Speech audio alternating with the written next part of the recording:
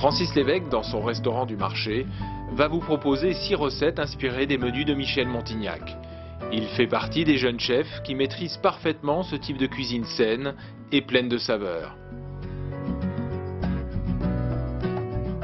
De la salade périgourdine aux aubergines farcies, de la subtilité des pigeons aux petits pois, aux saveurs pleines de soleil dérougé à la provençale, il va vous dévoiler ses secrets d'un cheesecake au gingembre, sans oublier le gâteau aux pommes paysan. Pour le cheesecake, on a tous les ingrédients devant nous, donc c'est assez simple.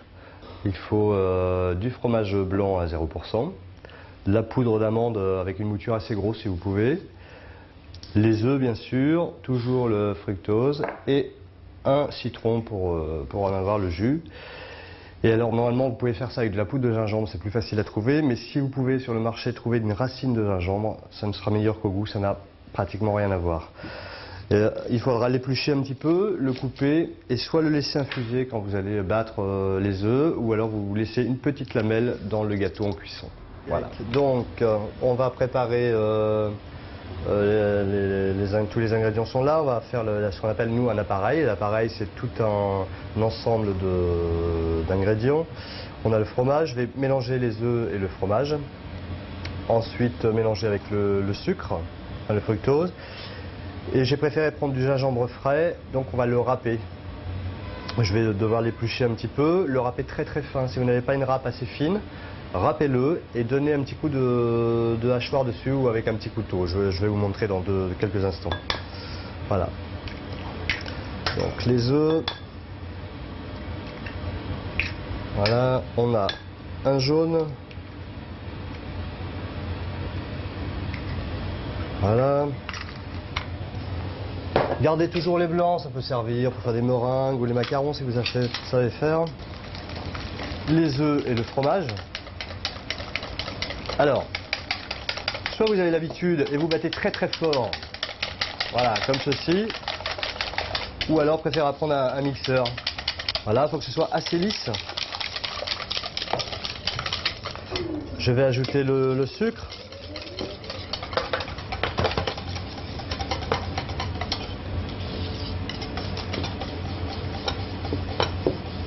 Alors pour vous, ce qui est plus facile, prenez un torchon dessus comme ça évite que le cul de poule bouge. Voilà. Et vous pouvez travailler avec vos deux mains.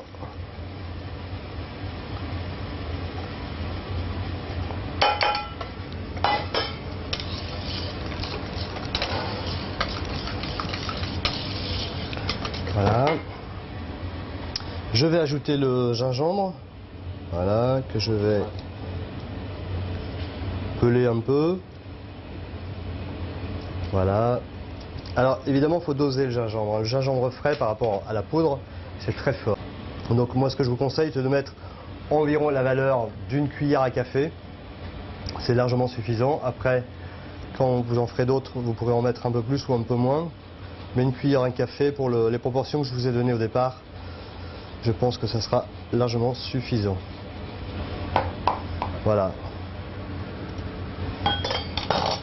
Alors le gingembre frais, je répète, une cuillère à café c'est largement, parce que c'est 2 fois plus fort en goût, mais bien meilleur que le poudre. Alors j'ai mon moule. Alors prenez un moule assez haut, rond, ovale, enfin comme vous avez envie.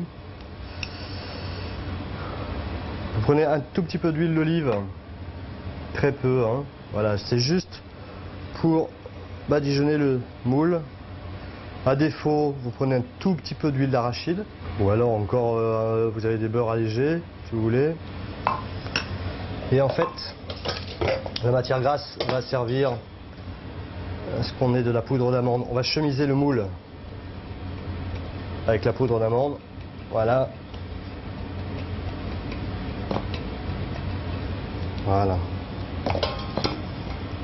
On va en garder une partie pour dans le fond du moule et une partie à mettre sur le dessus.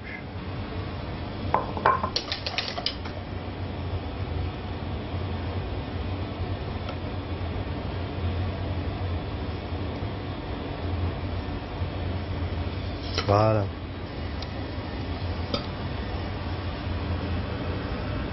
Votre four, bien sûr, est déjà préchauffé une petite demi-heure avant à 130 degrés. Commencez à 130 et si vous voyez que ça souffle trop vite, vous le baissez de 5 degrés. Vaut mieux démarrer toujours un peu plus fort que trop froid.